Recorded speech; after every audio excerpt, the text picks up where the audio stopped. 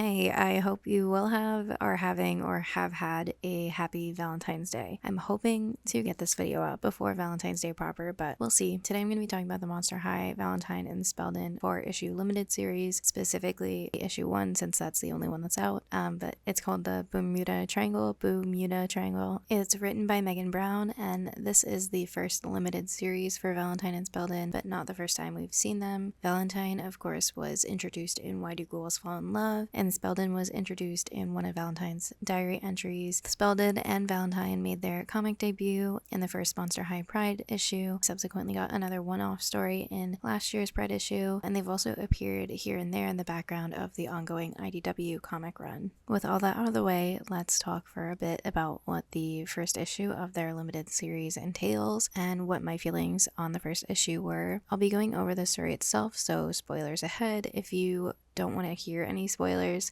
now's your time to back out. But alright, let's get into it. The story kicks off with Valentine and Spelldon working in some sort of animal lab or vet clinic. I assume that this is the shelter mentioned in Valentine's diary. This is a pretty neat little callback to his character, and it's cool to see them integrating aspects of his character into like the Monster High comic verse. The two are chatting while Valentine finishes up at the shelter for the day, and he admits to Spelldon that he's nervous of his boyfriend's upcoming internship. He's concerned that Spelldon will fall head over heels for his instructor, the mysterious cartographer, who's the guardian of the Boomuda Triangle. Ugh, I'm gonna keep doing that. As an aside, this page features a cockatrice, which is this like pretty fun and weird little monster.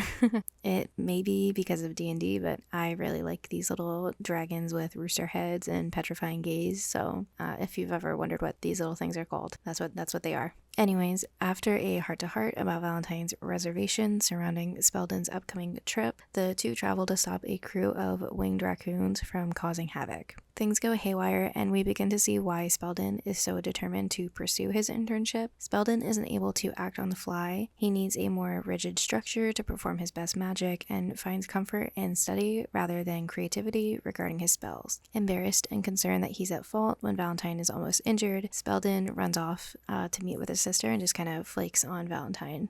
I will say it's really fun to see Casta here, and I believe that this is the first time we've gotten to see Spelldon and Casta together outside of maybe like a social media post or something. I don't think we've gotten to see them, like, unless I'm misremembering or just missed something. We get a nice conversation between the two where Casta remarks that their mom typically hates talking to men. I can relate. So their mom must have a good reason and a lot of hope that the internship with the cartographer will be beneficial for Spelldon. For anyone that didn't know, although Spelldon and Casta aesthetically have more in common with like a modern witch or like a Witch of the West sort of vibe going on, their mom is Circe, a powerful enchantress and minor goddess from Greek mythology. She's best known for turning many of Odysseus' men into animals when they land on her island in the Odyssey. To skip ahead a little bit, we see Spelldon and Valentine's goodbye. We're then introduced to the cartographer proper and see a bit of their island, located in the center of the Boomuda Triangle.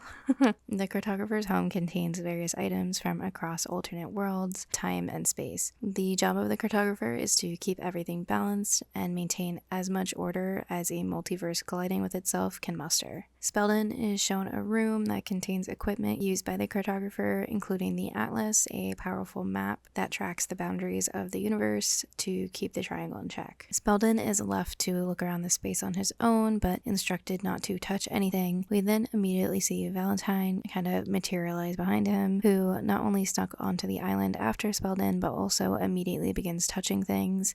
And I'm touching everything. I'm still wondering why there's a pentagram right there.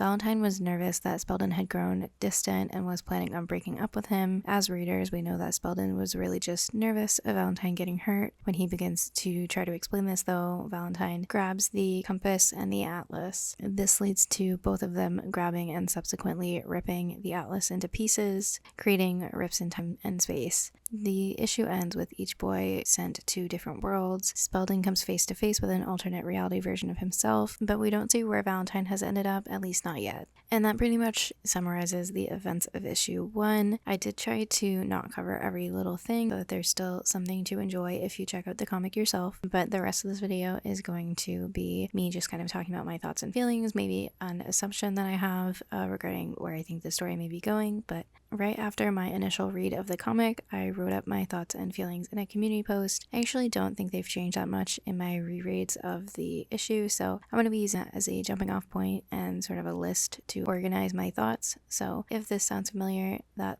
may be why. Let's get into my thoughts and feelings. Firstly, I do think it's really cool that Megan Brown is back writing these two. I enjoyed her work in both Pride issues, and even though it can feel a bit young for me at times, I'd gladly recommend either of those issues to anyone with a preference for a sweet-centered romance story. However, the characters, namely Spelldon and Valentine, in this issue sound more tween-ager to me than they have before. However, they have always been a little zany, goofy, and so this isn't like a total shift or anything. Like it's not a 180 from how they were written before by any means. It's just a bit further from my taste than the previous issues. I found Valentine to be especially kind of grating. Valentine in this issue does match the emotional-driven energy vampire we've come to know through the comic, guided by whatever feeling drives him at the time. But in this specific issue, the way he went about those feelings just felt a bit more childish. But yeah, it's definitely a personal preference. In all fairness, neither of the boys are particularly good with communication in this issue. Spelldon can't bring himself to tell Valentine why he's really upset, that he's worried his lack of adaptability will potentially endanger Valentine or those he cares about, or leave him unable to adjust when a situation calls for it. Likewise, Valentine can't communicate to Spelldon that what he really needs is assurance and validation in their relationship. By the time either of them are really able to express this feeling, they are already ripping up the Atlas and being hurtled into alternate dimensions. Spelldon in this issue does feel a lot shyer than we've seen him before, a bit more out of his element. Up until now, Spelldon was pretty laid back and seemed to have most of it figured out. I like that this is a more Spelldon-focused story, so we're getting to explore his character a bit more. One minor complaint I've had in the past is that Spelldon felt maybe a little too perfect, so having his freaky flaw be a lack of creativity with his magic fits well,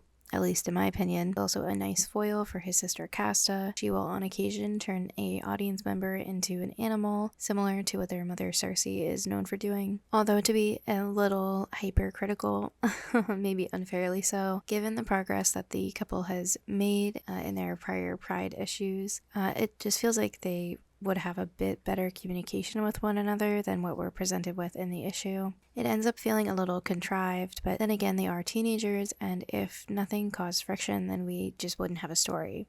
It does make me wonder how rocky their relationship may be with such a huge disruption and lack of trust from either boy. It also makes me wonder if a breakup could really be looming on the horizon, since it's been mentioned in issue 1, and Monster High honestly really likes using that as like a point of tension for their characters. To talk for a minute about my assumption of the comic, I really just have one.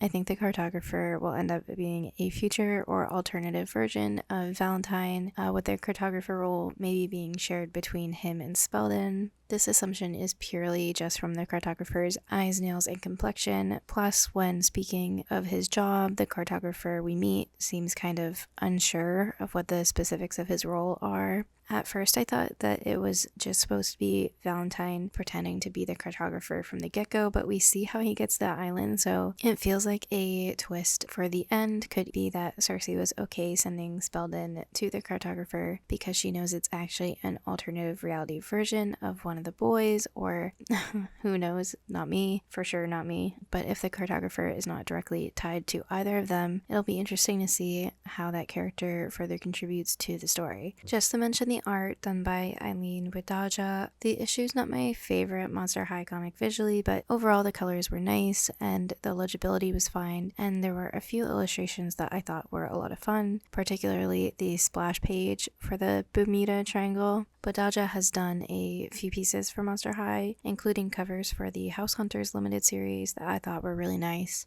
The characters are consistent as well, however, I think my more negative feelings come from pages where characters are mostly talking back and forth. They can come across a bit rigid or stiff with their posing. Again, it's not an issue for legibility or flow, so it really just comes down to personal taste. I'm excited to see what Widjaja does with the future issues. To end on a positive, I'm excited to see what they're going to do next. Looking at the preview for the next issue, I think it sounds like fun. The idea is interesting enough, and I've enjoyed these characters in the past. It's good to see Monster High is letting characters outside of the main ghouls share the spotlight in their new comic line, and I'm low-key hoping we get more Manster development and exploration. I love the ghouls, but I would totally read a Claude or Deuce-centered issue if they ever make one.